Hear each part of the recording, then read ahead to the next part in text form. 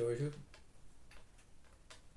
agora, né, continuando o treinamento, a gente acho que chegou a hora de falar mais um pouco sobre questão de condução da lavoura. Esse treinamento era voltado muito para a implantação dos erros que eu tive no começo. E dentre os erros que eu tive no começo, principalmente quando eu tive que fazer o plantio de duas variedades diferentes, com ciclos de maturação diferentes, eu sofri bastante com isso. E uma das coisas que eu também sofri nessa questão dessa implantação foi a questão de formação da lavoura. E não foi um erro que apareceu depois de 6 meses, não. Foi um erro que nasceu na minha impulsividade, na minha e do meu pai também. A impulsividade que a gente teve de fazer o plantio em uma área que a gente não tinha o capital necessário para fazer esse plantio, e a gente riscou essa área de uma forma rápida demais, sabe? Pressa. E aí em muitos lugares a gente teve o risco ficou muito torto, ficou abrindo e fechando a rua, sabe? E como a rua ficou abrindo e fechando, eu tive muito problema ali, talvez agora, depois de 5 anos disso, eu vejo a lavoura ficou fechada demais ali, e quando vai passar algum maquinário, algum trator, ali vai acabar esbarrando demais, e em algum momento aquele vai fechar demais e tem que podar. E é pior que alguns pontos só críticos.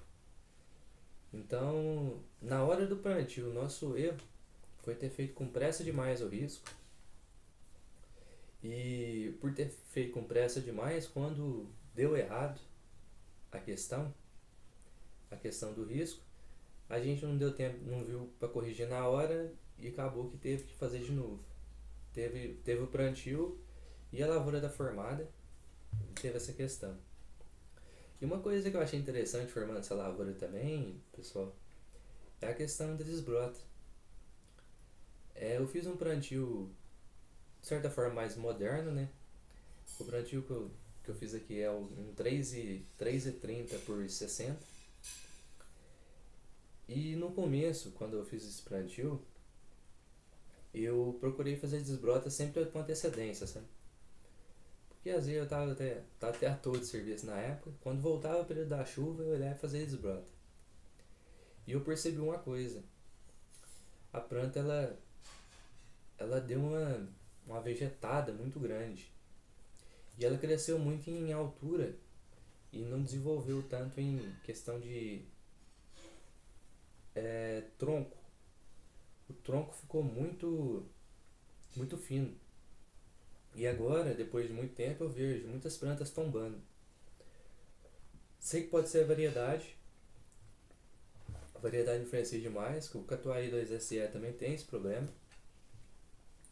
Mas eu tô ligando muito isso, tanto a questão do plantio, que foi mais curta, quanto a questão da desbrota.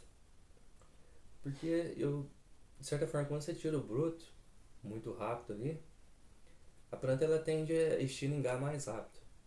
E isso acaba tendo. Ela cresce muito. E aí, aliado a isso, sem um conhecimento, depois que eu vim adquirir, eu estava colocando altas doses de nitrogênio na planta ali.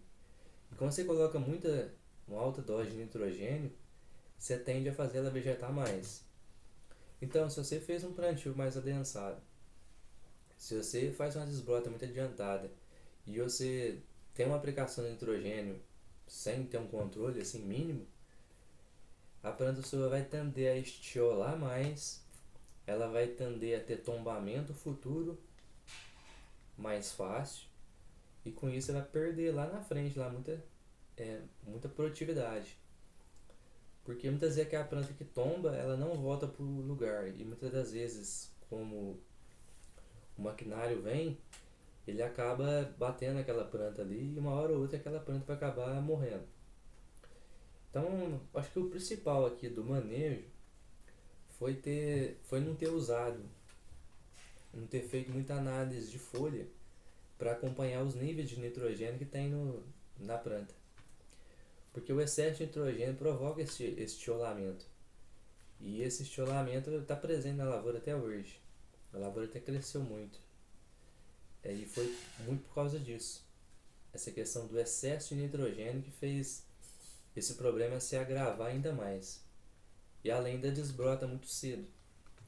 Às vezes, quando a gente vai fazer uma desbrota, o ideal é a gente estar fazendo a desbrota ali no período de dezembro, janeiro, porque ali o broto já cresceu um pouco e como já teve esse desenvolvimento, a planta, ela, de certa forma, ela gastou um pouco de energia e não cresceu tanto em a estatura. Porque como a gente sabe, o cafeeiro a gente planta, a gente cultiva a folha para colher o fruto. Mas os produtores, em sua maioria, eu me incluo nesse time, né? Faz muito isso de cultivar a folha. Ele cultiva muita folha. Café folhado demais, muito bom. Café vegetando demais. Café com bom crescimento, mas não tem resultado, não tem produtividade. Vai ver, está exagerando na dose de nitrogênio. O nitrogênio ele age principalmente nisso. Quando você faz o balanceamento ali de nitrogênio, você consegue ver um resultado melhor. Tudo é questão de equilíbrio também, né? Igual eu costumo citar, se você pegar uma pessoa e fazer ela beber 5 litros de pinga de uma vez só, vai dar overdose nela.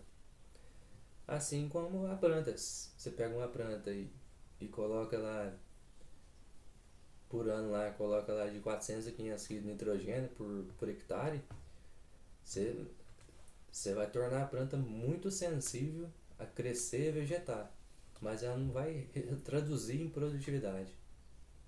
Às vezes tem consultor que fala assim, mas eu coloco e dá certo. Mas às vezes ele está trabalhando com solo arenoso demais.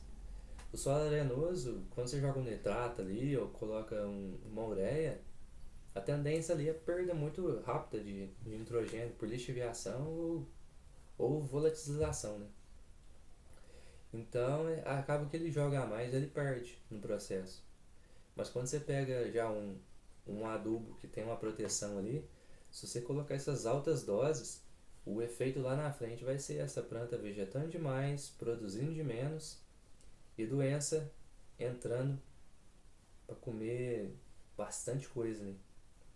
Fica essa questão então, essa questão da desbrota, fazer fazer essa desbrota um pouco mais tarde um pouco, e a questão da aplicação do hidrogênio, que é preciso ser mais atento nessa questão. Não está usando muito nitrogênio. Na maioria das lavouras, nitrogênio não é falta, é excesso. A maioria das lavouras. Grande